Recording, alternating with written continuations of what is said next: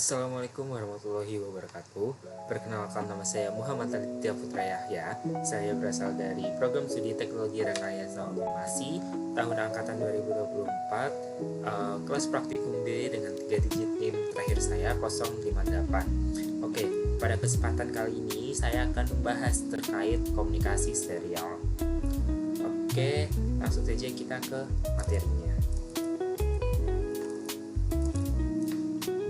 Oke, komunikasi serial ini hadir sebagai solusi cerdas untuk memecahkan masalah jarak dan biaya dalam transmisi data. Berbeda dengan komunikasi paralel yang cepat namun boros pin dan rentan terhadap crosstalk pada jarak jauh, metode serial jauh lebih hemat pin dan ideal untuk penggunaan microcontroller. UART sendiri bersifat asinkron, artinya ia tidak membutuhkan jalur clock bersama karena waktu transmisi diatur secara independen melalui baud rate yang disepakati oleh kedua belah pihak.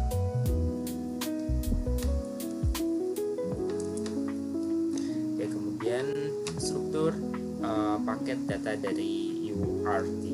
Dalam UART, setiap paket data dibungkus dengan presisi waktu yang ketat. Kondisi default jalur berada pada status idle atau high. Komunikasi dimulai dengan start bit yang bertransisi ke low untuk membangunkan receiver dan kemudian setelah itu muatan data dikirim dalam data frame sebanyak 5 hingga 9 bit mulai dari bit terkecil atau LSB, dan terkadang disisipkan pula parity bit opsional untuk mendeteksi error sebelum ditutup dengan stop bit yang mengembalikan sinyal ke posisi high. Oke. Kemudian baud rate dan oversampling. Presisi adalah kunci dalam komunikasi asinkron. Baud rate menentukan kecepatan transmisi dalam bit per detik, di mana toleransi perbedaan antara pengirim dan penerima harus di bawah 5% sebagai contoh. Pada kecepatan 9600 bit per second, setiap bit membutuhkan waktu sekitar 104,16 mikrodetik. Untuk meminimalisir gangguan noise atau filter, microcontroller melakukan oversampling sebanyak 16 kali lebih cepat dari baud rate dan mengambil sampel di titik tengah untuk menentukan nilai logika yang paling akurat melalui mekanisme majority vote. Kemudian, konfigurasi format data. Konfigurasi format UART secara langsung itu mengubah bentuk fisik gelombang yang dikirimkan.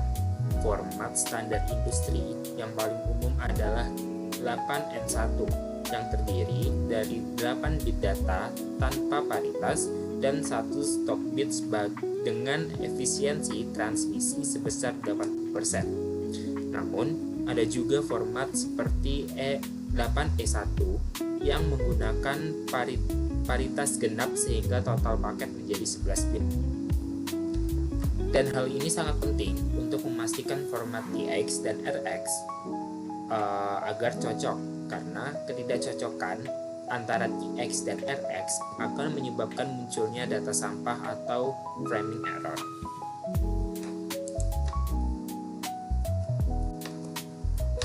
Kemudian, manajemen register pada STM32. Pada tingkat perangkat keras yang lebih dalam, pada STM32, pengelolaan UART dilakukan melalui register tingkat rendah yang terpetakan.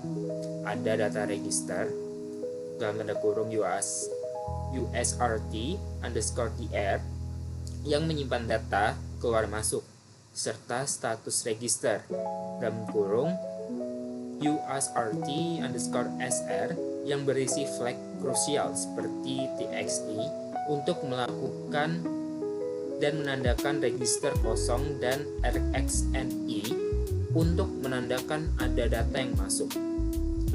Serta untuk mengatur kecepatan, digunakan baud rate register dalam kurung USRT_BRR yang menyimpan nilai pembagi fraksional dari clock system.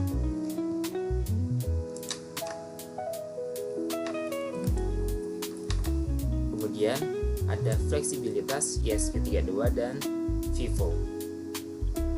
Berbeda dengan microcontroller tradisional, ESP32 menawarkan fleksibilitas luar biasa melalui GPIO matrix routing.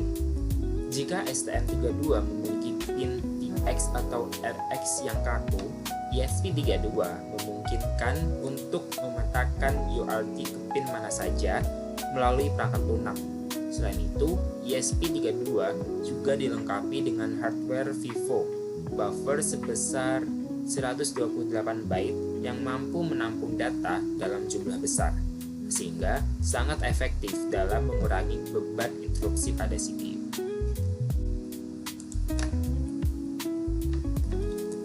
Oke, kemudian abstraksi perangkat lunak. Meskipun secara fisik berbeda, ekosistem perangkat lunak seperti Arduino Core menyembunyikan kompleksibilitas tersebut melalui abstraksi API yang serupa. Pada STM32, pin sudah ditetapkan secara permanen pada level perangkat keras. Sementara pada ESP32, Anda harus melakukan pemetaan pin secara eksplisit dalam kode program. Insight penting di sini adalah meskipun perintahnya tampak sama, eksekusi tingkat rendah ESP32 jauh lebih fleksibel dalam pemanfaatan pin out.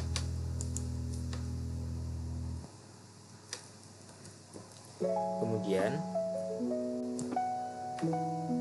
ada aturan koneksi fisik.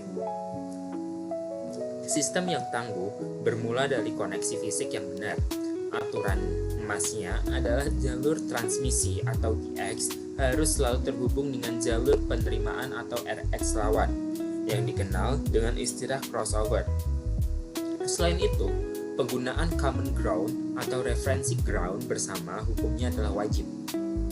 Tanpa ini, level tegangan akan mengembang dan merusak integritas data secara total. Untuk aplikasi yang lebih sibuk, jalur flow control seperti RTS dan CTS dapat digunakan untuk mencegah data terbuang.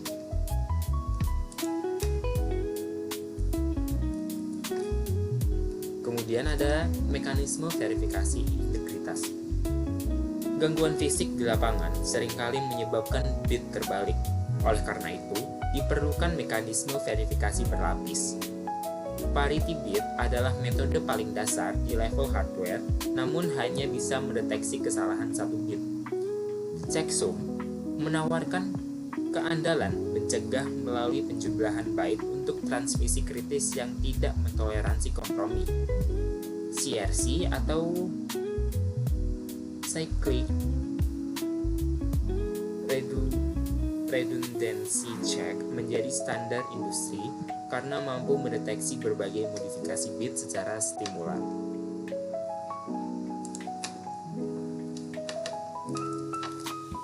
Kemudian ada sistem non-blocking dan ring buffer.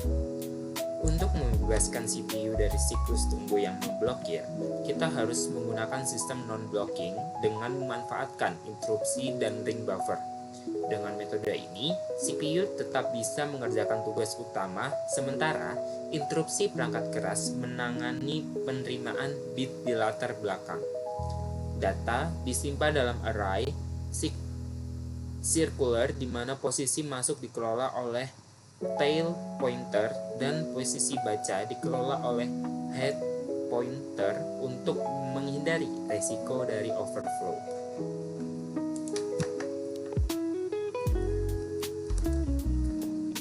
Kemudian ada diagnostik dan isolasi masalah. Jika dalam implementasinya penerimaan data sampah atau karakter aneh, lakukan pendekatan diagnostik yang terstruktur. Cek pertama adalah kecocokan baud rate, karena ini merupakan salah satu penyebab utama dari data itu bisa rusak. Dan pastikan ground juga sudah terhubung dengan benar dan level tegangan sesuai. Menghubungkan sensor 5 volt ke MCU 3,3 volt tanpa level shifter bisa sangat berbahaya. Jika masalah ini belum tuntas, gunakan logic analyzer untuk melihat apa yang sebenarnya terjadi pada jalur fisik. Kemudian fondasi ekosistem protokol. UART adalah fondasi bagi banyak protokol komunikasi lainnya. Modul seperti GPS dan Bluetooth biasanya berkomunikasi menggunakan level TTL standar.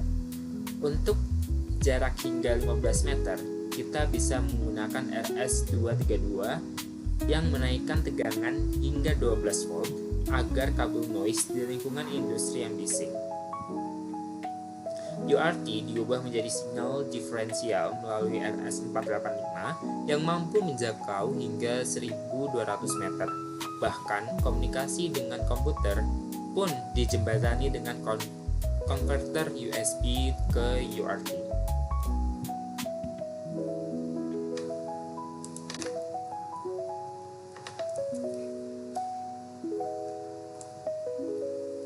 Kemudian kesimpulan dan praktik terbaik. Sebagai penutup, ingatlah bahwa keandalan sistem ditentukan oleh kedisiplinan desain itu sendiri.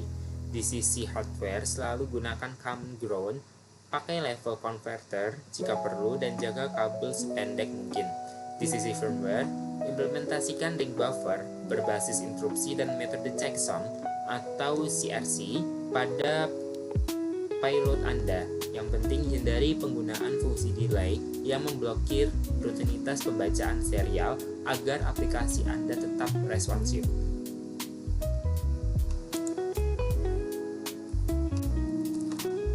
Dan yang terakhir, berikut adalah ringkasan arsitektur UART untuk referensi cepat. Dan format ini berstandar 8N1 yang terdiri dari total 10 bit termasuk start dan stop bit, dan gunakan baud rate 9600 untuk modul lambat dan 11500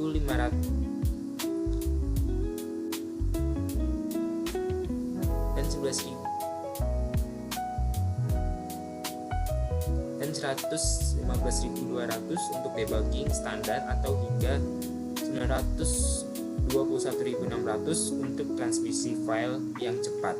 Dan selalu diingat bahwa aturan koneksi emas yaitu TX ke RX, RX ke TX, dan hubungan ground. Dan sekian penjelasan dari saya, kita lanjut ke sesi selanjutnya.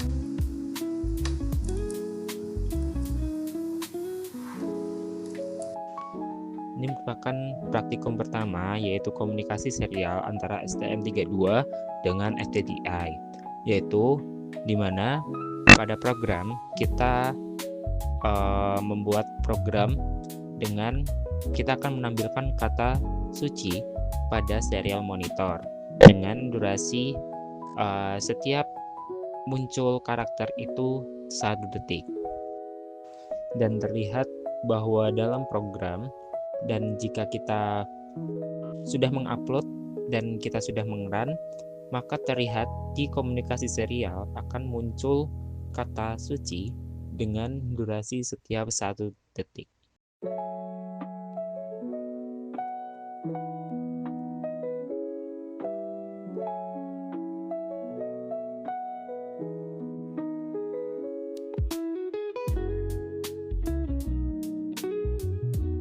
Oke, pada kesempatan kali ini kita melakukan percobaan dengan menggunakan ESP32 dengan STDI, yaitu pada program kita akan menampilkan kata suci cakep menggunakan printf seperti itu, dan ketika diupload dan di-run, maka pada serial monitor akan memunculkan kata suci cakep setiap 1 detik, karena di program kita memberi delay yaitu sebanyak 1 detik.